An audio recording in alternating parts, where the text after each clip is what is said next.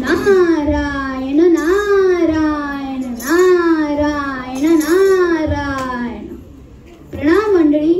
मला ओळखले असेलच, मी ब्रह्मदेवाचा मानसपुत्र, कीर्तन भक्तीचा आचार्य नारद. या त्रिलोकात कुठेही कधीही कसाही गुप्त संचार करण्याचा वर श्री नारायणाकडून प्राप्त केलेला मी त्यांचा सेवक. नारायण हाच माझा ध्यास आणि हाच माझा श्वास. चला तर मग ह्या विलक्षण क्षणाचे साक्षीदार व्हायला आज ऐकूया कथा दत्त जन्माची. या कथा जशा घडल्या तशा म्हणून कधीच घ्यायच्या नसतात. या कथांमधून घ्यायचा असतो तो म्हणजे आध्यात्मिक बोध. दत्त जन्माची कथा ही लक्ष्मी, पार्वती आणि सरस्वती ह्या त्रिदेवींना झालेल्या मत्सरावर बोट ठेवणार. अत्रि मुनींची बायको अनुसूया ही आपल्यापेक्षा जास्त पतिव्रता आहे, म्हणजेच आजच्या भाषेत जास्त लॉयल, कमिटेड, गेस्टना रिस्पेक्ट देणारी आहे. हे ऐकल्यावर ह्या तिन्ही देवी एकदम काय म्हणतात ते जेलस झाल्या. यांना या दोषातून बाहेर कोण काढणार? येऊन पडली जबाबदारी माझ्यावरच. तर गेलो अशाच वैकुंठात. नारायण नारायण नारायण.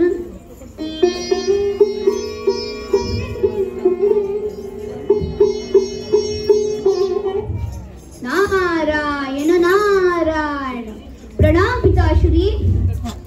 तुम्हा सर्वांना त्रिवार वंदन. नारायण नारायण. मुनी श्रेष्ठ, आज कशी येणे केले? पृथ्वी तलावर सगळे कुशल मंगल ना? हो देवशी, आपल्या कृपेने सर्वजन सुखात समाधानात आहेत. नारायण नारायण. आज्ञा असल्यास मी जरा मातोश्रींची भेट घेऊन येतो. जरूर.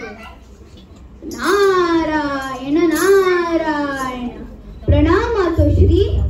कसे काय मुनीश्वर? सर्वत्र मंगल आहे ना? हो मातोश्री. काय हो मुनीश्वर, तुम्ही पृथ्वी तलावर सर्वत्र मुक्त संचार करत असता. तुम्ही काय हो मुनीश्वर, तुम्ही पृथ्वी तलावर सर्वत्र मुक्त संचार करत असतात, तर हे सांगा बरं, आमच्यासारखे पतिव्रता स्त्रिया अस्तित्वात आहेत का? नारायण नारायण. तुमच्या सारख्या का तुमच्याहून अधिक हे काही माहित नाही, पण अत्रि मुनींची बायको अनुसूया ही खरोखरच साध्वी पतिव्रता आहे. प्रणाम त्या दोईला. अनुसूया मातेचे सत्वच निराळे. आजवर त्यांच्या कुटीतून कोणीही उपाशी किंवा रिकाम्या हाती परतला नाही. काय? हे असं कसं काय शक्य आहे? काय झाले मुनीवर? नक्की झालं काय? कसली गृहाण चर्चा सुरू आहे? तुम्ही आत्ताच्या आत्ता पृथ्वी तलावर जावे आणि अत्रि मुनींची पत्नी अनुसूयेचे सत्वहरण करावे. हो खरंय, हे स्थान आणि महत्व आम्हा त्रिदेवींचे आहे भगवान. मी तुम्हाला त्यांच्याकडनं काय मागायचे तेही सांगते.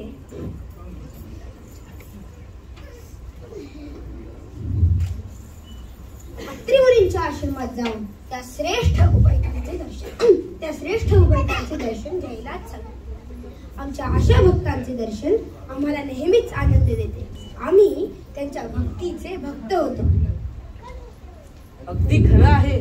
निश्चितपणे त्या आश्रमात परमानंद नांदत असेल. शुभश्च शीघ्रम. लवकरात लवकर निघू. नारायण नारायण नारायण नारायण नारायण नारायण नारायण नारायण. मला म्हणतातच सगळे कळीचा नारद, मोक्षाची कळ लावणारा. हो तसे बघा, वाल्याचे भगवान वाल्मिकी झाले. दैत्य कुळात जन्मला येणारा कयातू पुत्र माझ्या कीर्तन श्रवणाने श्रेष्ठ भगवत भक्त ठरला. बघा आता पुढे काय काय घडते. नारायण नारायण. ओम भगवती भिक्षां देहि. प्रणाम द्विज. मुनिवर अनुष्ठानाला बसले आहेत. बोला, आपली काय सेवा करू? भोजन प्रहरी आला आहात तर भोजनाची सिद्धता करते.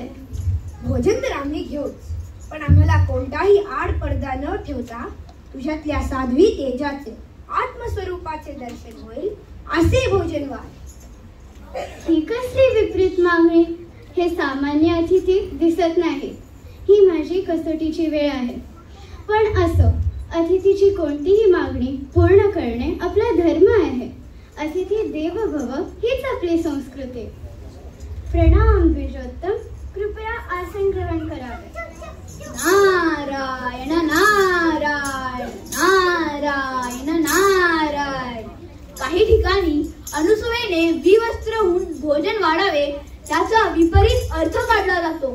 साक्षात भगवंताला कशी असेल हो देहबुद्धी, आणि त्यांनाही अशी विपरीत मार्गाने का पूर्ण करावी वाटेल? ते तर भक्तीचे भुकेले. अनुसूया माता पण पवित्र मनाची.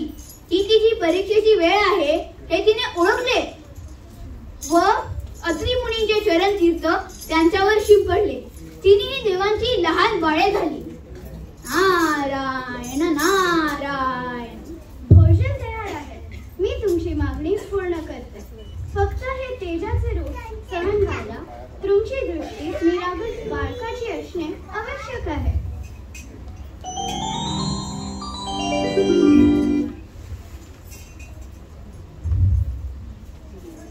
नारायण नारायण नारायण नारायण. तिने बालके मांडीवर खेळून तिनं त्यांना प्रेमाने खाऊ पिऊ घातले. अत्रिमुनी परत आले. झाला प्रकार त्यांनी अंतर्ज्ञानाने ओळखला व मनोमन संतुष्ट झाले. पण त्याच बरोबर विचारात पडले की ब्राह्मणाला चालवणारे असे इतर असतील तर कसे होणार? ही तर पुन्हा एकदा माझी जबाबदारी. वैकुंठ लोकी गेलो. नारायण नारायण नारायण नारायण. आमचे आर्य कुठे आहेत मुनीश्वर? अत्री मुनींच्या आश्रमात गेले होते. अजून का ते परतले नाहीत? नारायण नारायण. अहो, अनुसूया मातेच्या तेजाने त्यांचे लहान बालकात रूपांतर झाले आहे आणि तिघे आश्रमात आनंदात खेळत आहेत. काय? लहान बालकी झाली आहे? हे असं कसं झालं? चला जाऊन बघूया. चला चला. नारायण नारायण नारायण नारायण. हे आपले पती असतील का? हे काय होऊन बसले? माते, आमच्या पतिदेवाची यातून सुटका कर. आम्हाला माफ कर. आमचा दंभ दूर झाला. आम्हाला क्षमा करा. अहो थांबा थांबा, मला काहीच समजत नाहीये. थांबा, काळजी करू नका. मी यांना मूळ स्वरूपात परत आणतो.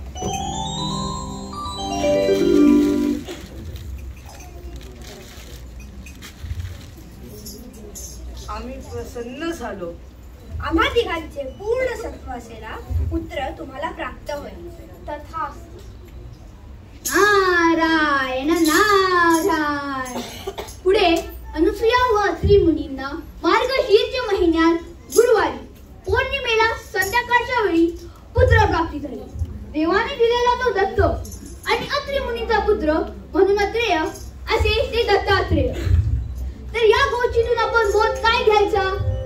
जलसी कधीही करायची नाही, कारण त्याची काही ना काही शिक्षा मिळतेच. आणि कोणीही नेहमी चांगले वागले तर साक्षात अहो देवी त्यांची इच्छा पुरवतात. पण दत्तात्रेयांचे पुढील अवतार श्रीपाद श्री वल्लभ, त्यानंतरचे श्री नृसिंह सरस्वती आणि मग अक्कलकोटचे श्री स्वामी समर्थ होत. गुरूंचे गुरुदेव असणाऱ्या ह्या दत्तात्रेयांना असे म्हणतात की 24 गुरु होते. किती? 24. पृथ्वी, सूर्य, चंद्र वगैरे वगैरे. त्यात एक आहे टहाणा मूल. इनोसेन्स आणि लिव्हिंग इन द मुमेंट हा टहाण्या मुलाचा गुण सर्वांनी शिकण्यासारखा असतो, म्हणून तो एक गुरु.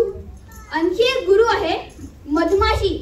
मधमाशा मध तर गोळा करतात, पण ते स्वतःसाठी नाही तर त्यांच्या राणी माशीसाठी म्हणजेच दुसऱ्यांसाठी. तिच्याकडून शिकण्यासारखा गुण म्हणजे निस्वार्थ समर्पण. दत्त संप्रदाय हा एकमेव असा संप्रदाय आहे ज्याची जननी एक स्त्री म्हणजे अनुसूया माता आहे. तसेच अनेक वैशिष्ट्य म्हणजे इतर ठिकाणी असणारा शैव वैष्णव हा भेदही इथे गळून पडतो.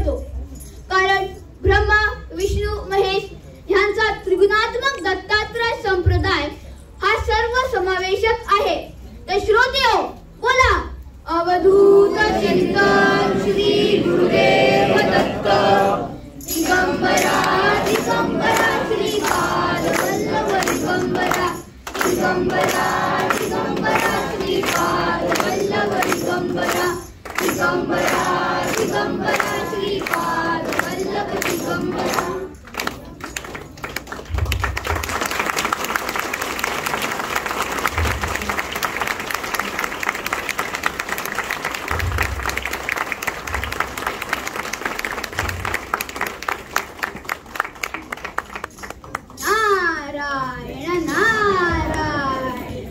तर असं म्हणतात ना की मूर्ती लहान पण कीर्ती महान, हे सर्वांना दाखवून दिलेलं आहे या बालकलाकारांनी.